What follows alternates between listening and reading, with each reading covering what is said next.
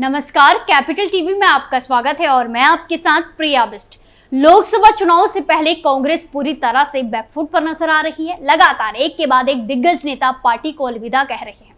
जिस वक्त बीजेपी अपना कुनबा बढ़ा रही थी, उस वक्त कांग्रेस पार्टी को जबरदस्त झटका लगा है, जिसके बाद कांग्रेस सदमे में नजर आ रही है, क्योंकि लोकसभा चुनाव से पहले लगातार बड़े बड़े झटके कांग्रेस को लग रहे हैं और अब एक नहीं कई ऐसे झटके एक साथ कांग्रेस को लगे हैं, जिससे कांग्रेस को लोकसभा चुनाव में भारी नुकसान होने वाला है। तो क्या कुछ है पूरा मामला और किसने अब कांग्रेस को दे दिया है नया झटका, सब कुछ आपको हमारी स्पेशल स्टोरी में बताते हैं।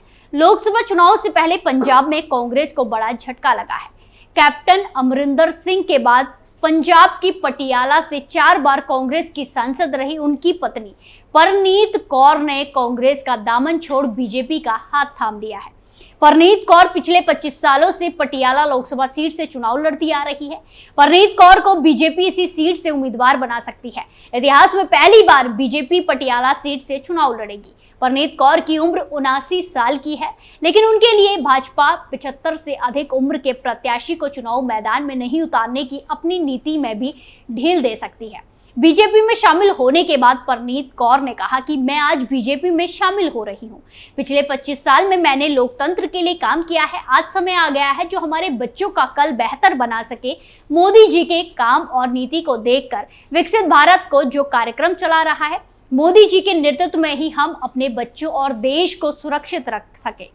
मैं मोदी जी, नड्डा जी और बीजेपी का धन्यवाद करती हूं। परनीत कौर कांग्रेस पूर्व दिग्गज नेता और पंजाब के पूर्व मुख्यमंत्री कैप्टन अमरिंदर सिंह की पत्नी है। वो पटियाला लोकसभा क्षेत्र से सांसद थी। परनीत कौर कांग्रेस से 1999, 2004 और 2009 का लोकसभा चुनाव लगातार जीती थी। 2014 में आम आदमी पार्टी के उम्मीदवार धर्मवीर गांधी से वो चुनाव हार गए, लेकिन 2019 में उन्होंने दोबारा जीत हासिल की थी। इतना ही नहीं, ये पहला झटका नहीं है। लोकसभा से पहले यूपी में कांग्रेस को एक और बड़ा झटका लगा है। कानपुर की राजनीति का बड़ा चेहरा माने जाने वाले पूर्व विधायक अजय कपूर आज बीजेपी में शामिल हो गए। अजय कपूर को बीजेपी से टिकट चुनाव मिलने की संभावनाएं जताई जा रही है। गौरतलब है कि अजय कपूर राहुल गांधी, प्रियंका गांधी के करीबी नेताओं में गिने जाते हैं। ऐसे में उनके कांग्रेस को छोड़ने की खबर के बाद राजनीतिक गलियारों में चर्चाएं तेज हो गई हैं। अजय कपूर ने एक्स ट्विटर बायो से कांग्रेस हटा दिया है। वो कांग्रेस के राष्ट्रीय सचिव और बिहार के सह प्रभारी रहे हैं। अभी हाल ही में वो राहुल गांधी की भारत जोड़ो न्याय यात्रा में शामिल हुए थे। राहुल गांधी और प्रियंका गांधी के ठीक बगल में अजय कपूर ही बैठे थे। ऐसे में अजय कपूर के बीजेपी में आने के बाद कानपुर में कांग्रेस को बड़ा झटका लगा है। मालूम हो को कानपुर से अजय कपूर 3 बार विधायक चुने जा चुके हैं। कांग्रेस कानपुर सीट से उन्हें लोकसभा चुनाव में उतारना चाहती थी, लेकिन इससे पहले ही कपूर ने पार्टी छोड़ने का मन बना लिया। बता दें कि यूपी में समाजवादी पार्टी और कांग्रेस साथ चुनाव लड़ रहे हैं। कांग्रेस 17 और समाजवादी पार्टी 63 सीटों पर चुनाव लड़ेगी। सपा ने अभी तक 31 सीटों पर प्रत्याशियों का ऐलान भी कर दिया है। हालांकि कांग्रेस ने यूपी के लिए अपने प्रत्याशियों का ऐलान नहीं किया है। कांग्रेस के पूर्व मंत्री और प्रमुख आदिवासी नेता पद्माकर वल्लवी भी प्रदेश अध्यक्ष चंद्रशेखर बावनकुले और गिरीश महाजन की मौजूदगी में भारतीय जनता पार्टी बीजेपी में शामिल होंगे। पद्माकर वल्लवी नंदूरबार के शहादा निर्वाचन क्षेत्र से पूर्व कांग्रेस विधायक हैं। राज्य के पूर्व खेल मंत्री वल्लवी नंदूरबार और उत्तरी महाराष्ट्र में कांग्रेस के प्रमुख चेहरे में से एक है। वल्लवी का बीजेपी में शामिल होना तब हो रहा है जब राहुल गांधी की भारत जोड़ो यात्रा नंदूरबार जिले और उत्तरी महाराष्ट्र से होकर गुजर रही है। इससे पहले वाराणसी के पूर्व सांसद राजेश मिश्रा भी कांग्रेस छोड़कर बीजेपी में शामिल हो चुके हैं। वहीं दूसरी तरफ लोकसभा चुनाव से पहले आम आदमी पार्टी और कांग्रेस को दिल्ली में तगड़ा झटका लगा है।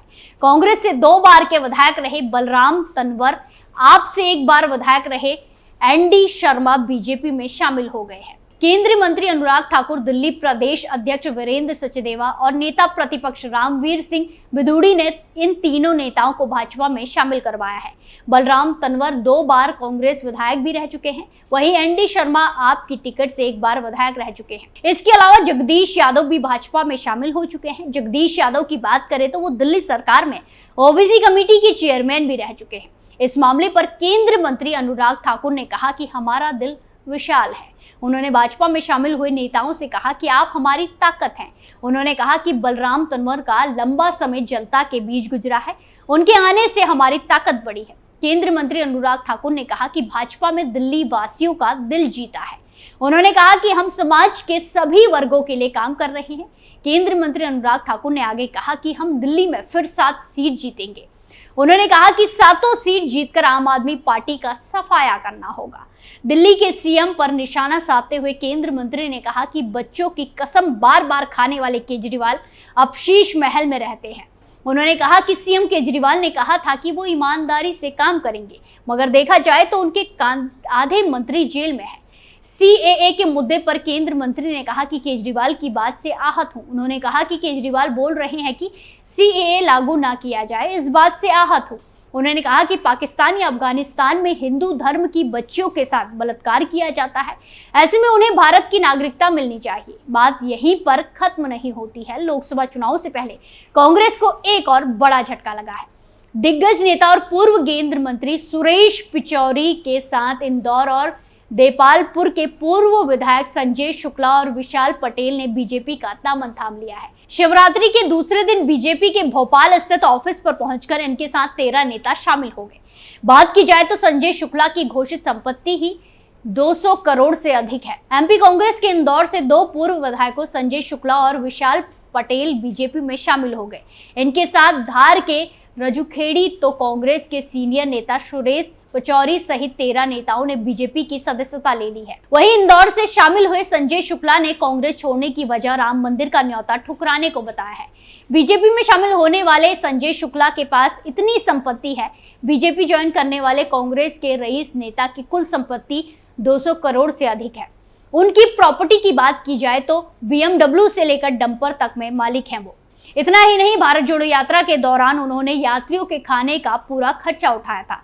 संजय शुक्ला के पिता विष्णु शुक्ला बीजेपी के बड़े नेता और मजदूरों के नेता के रूप में जाने जाते हैं। उनका नाम सम्मान से लिया जाता है। विष्णु शुक्ला 70 के दशक में भाजपा संगठन में जुड़े थे।